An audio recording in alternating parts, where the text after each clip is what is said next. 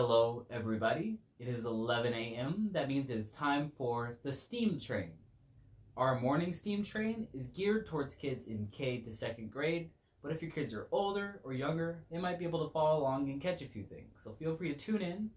And don't forget, if there's any lessons you've missed, like yesterday's lesson on simple machines, feel free to go to newminds.tv and see all of our lessons we have put up so far, as long as lessons from all the other segments from all the awesome teachers I work with. But today, I actually have a problem. We have a friend here, and his name is Jeff. Jeff is very surprised because he has gotten really, really heavy. Anytime I try and move him, it's really hard, and he's very difficult to move around. Now, yesterday we learned about something called simple machines. Simple machines are just something that can help you move things a little bit easier or with less force. And this is something that's really hard for me to move. Even in just moving him a little bit across the table, it's really, really difficult. So I think there's something we can do, or maybe some sort of machine we can make to make moving Jeff a little bit easier. But first we have to understand why Jeff is so hard to move. If I want to pick him up,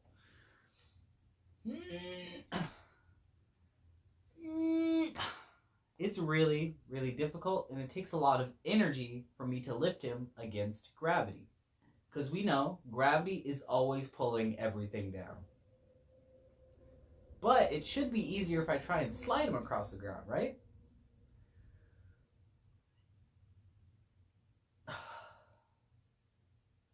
It actually seems like it's just as difficult.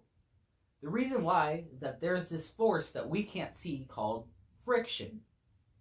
Friction is a really neat force because it only acts when something is pushing on it. If you don't move him, he actually doesn't have any friction acting on him. He's just sitting still, and there's nothing stopping him from just sitting there. He's just going to sit there as long as he needs to. But the cool thing about friction is the second you start to push, it's going to push against you. And the hardest part is actually getting started. So when I want to push, and now I get him moving, I can keep moving him a little bit easier. But getting him started to push across the screen is the hardest part. Friction is a force that depends on two things. The first one is gravity. How much mass is your object? And our friend Jeff here is really, really heavy, so he has a lot of gravity pulling on him. And also how rough or how smooth your surface is.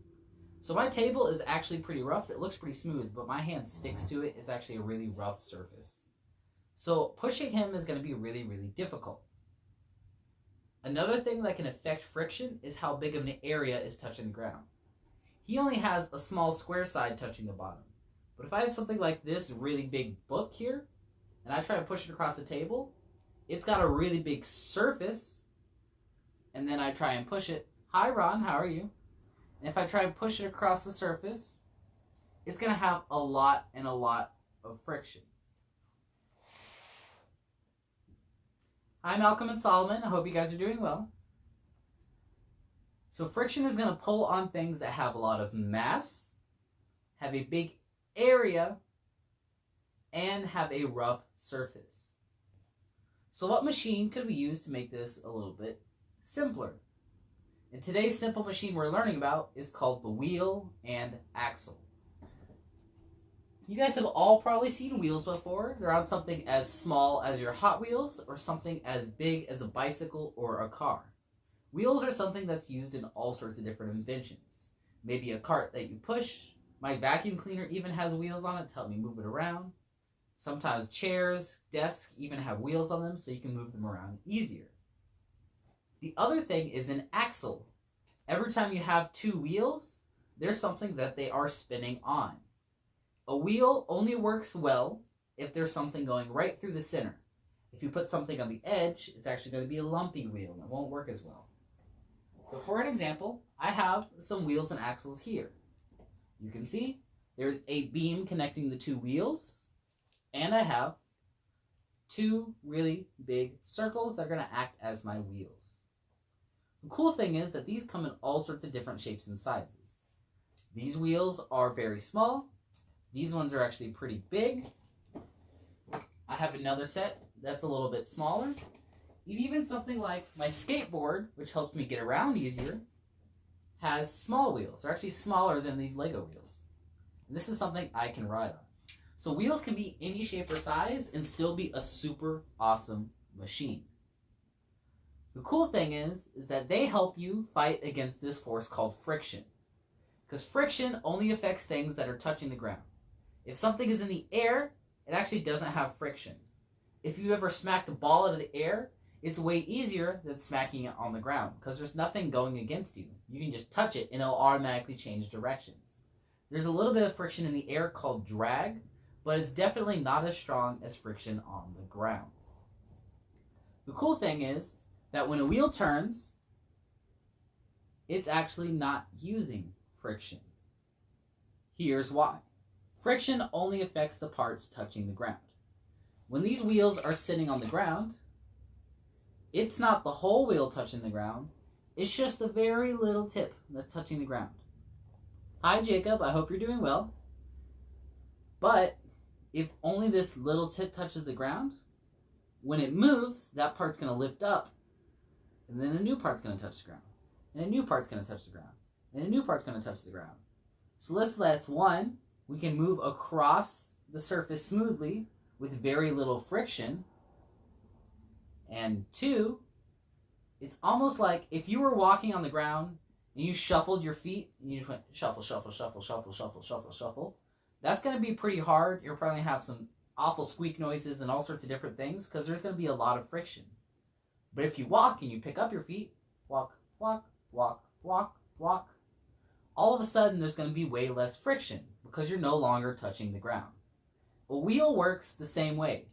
There's a little bit of friction, so this wheel part stays in place, but it's going to go ahead and keep rolling and keep rolling and keep rolling, and it's going to have way less friction. So if we want to move something like our big heavy book or our friend Jeff here, we can actually make it really easy with a wheel and axle. They allow you to turn force and help it be greater against friction. So something like a Hot Wheels car, it's going to go further than just a metal car. If I just push a metal car, it's not going to go very far. But if I roll this car, it's going to keep rolling. So we're going to take our wheel and axle, and this one's specially made so we can have Jeff on it. We're actually going to combine it with a simple machine we used yesterday. Yesterday, we talked about inclined planes. So getting them on here is going to be really hard, so I can actually put two simple machines together to make things easier for me. So I'm going to put an inclined plane on the front. I'm just going to use this ruler. Now I can push Jeff up really easy because it's going to help me fight against gravity. Now that I have him on there, I can take my ramp away and I can move him super easy. He doesn't seem as heavy because there's way less friction when I push him. I only have to fight the friction of the axles, which are actually very, very smooth. They don't have a lot of friction, instead of the friction of this whole big flat piece. If I didn't have any wheel and axles and I just had the flat piece and I wanted to push him across, let me see if I can take this off. Oh no, I dropped him. And I try and slide this, I'm going to push this as hard as I can. It's actually going to make a lot of noise because there's vibration if you ever watch our noise lesson. And if you missed that, go ahead and check it out on newminds.tv. But also, there's a lot more friction because more is touching the ground. I'm going to go ahead and put him back on the cart so we can move him around easier because he is very, very heavy. But when I move him, now there's way less friction. There's almost no sound. That's how cars make it really easy for you to move. That's why skateboards, bicycles, scooters, all those things make it way easier than just walking. Because you can put force and have it continue to move with very little friction. So even if I want to move something like this big heavy book, and this cart isn't small enough, and let's say I don't have any wheels that are going to be big enough to hold this huge book, we can actually do something really cool. This is a different way. Jeff says hi also. He's a little surprised to see all you guys. He's not used to seeing so many people watching him. So we're going to roll Jeff off screen a little bit. He's a little bit shy. But something really cool is wheels and axles have been used for a really long time. As far as we know, we think the ancient Egyptians, when they moved the really big blocks they used to make the pyramids, actually used a different type of wheel and axle. Instead of just using one that's like a normal car wheel like we think of, they had something like wooden poles. Instead of wooden poles, I'm going to use colored pencils. When I try and slide my hand across the table, it's going to make noise, it's going to be really slow, and it's going to have a lot of friction. And you can actually feel this if you push your hand down and put gravity into it and rub it across the table. You'll feel the friction. It makes your fingers jiggle a little bit. But if you try and do it on something like these, which are actually a whole bunch of tiny axles because they are circles, and you rub your hand across it, it's going to be really smooth and it feels really fun to do. You can do this with anything round. You can do this with marbles. You can do this with a whole bunch of colored pencils like I have. And it's super cool because now there's no friction. I'm trying to push down as hard as I can, and it's rolling around really easy. The Egyptians were actually really, really smart with how they built things. What they did was they put a bunch of these down. So let's say we have a whole bunch and they're kind of spread out. And they would put their heavy object, they would roll it on top like a conveyor belt. Then when it got to the end, and colored pencils would come out the back, or their wooden rods, they would take it and move it to the front. And they can keep rolling it and keep rolling it. And now this book, look how easy it moves across. I can just slide it a little bit. Let me put out some more colored pencils, just so it has something to roll across. And I can just slide it a little bit. It's going to keep going across the table.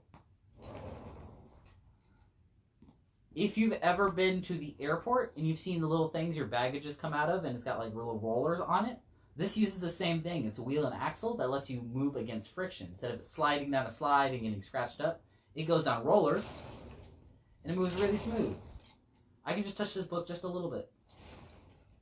And this book is actually pretty heavy. It's a pretty big book. It's almost the size of my head. But it's going to go all the way across these colored pencils because it's using a wheel and axle. So here is my challenge for you today. You can draw this, you can make a comic book about this, you can just talk about it and make a cool presentation. But the cool thing I want you guys to do today is make a new way of using wheel and axles or make a new type of transportation. Because right now, everything that we use uses wheel and axles to get around. Buses, trains, cars, even planes have wheels and axles on them to help them get off of the runway. And all of these things are super cool and help us move around, like scooters and skateboards. And there's all sorts of weird type of scooters and weird skateboards that like you wiggle and you shake. But all of them have wheels and axles. So my challenge for you today is figure out one way you can use wheel and axles in a new way. Maybe you make some sort of super tricycle that has really big wheels on the back. There's even water tricycles that have really big paddle wheels that go across the water. So they have less friction, but you can glide across the water on a cool bicycle. So that's my challenge for you today. Or can you see if you can make some sort of wheel and axle to make moving something around your house easier? It could be something simple like this Lego one I made. Maybe you have something like connects. Maybe you have something rolly like this. You could try moving a big book. Or maybe even just looking around your house. You see something that has wheels and axles on it. Maybe you have something like a dolly that you use to pick up furniture. Make sure before you use anything big or special, ask your parents' permission first. But see what different ways wheels and axles are used around you, because I promise they're everywhere. Even just looking around this room, I see there's a vacuum with wheels and axles on it. My desk has wheels and axles on it. This chair I'm sitting in actually has wheels in it, so I can slide around back and forth. These color pencils can be wheels and axles. Legos, Hot Wheels cars, my skateboard, all sorts of different things. So I want you to use your imagination and figure out what you can do. Thank you guys for tuning in to Real Inspired Learning for All with New Minds. I hope you guys check out newminds.tv. And don't forget, if you guys keep working on your passion, they will become your talents. Keep working on the things you want to enjoy, and you'll become really, really good at them. I hope you guys have an awesome day, and thank you guys for watching.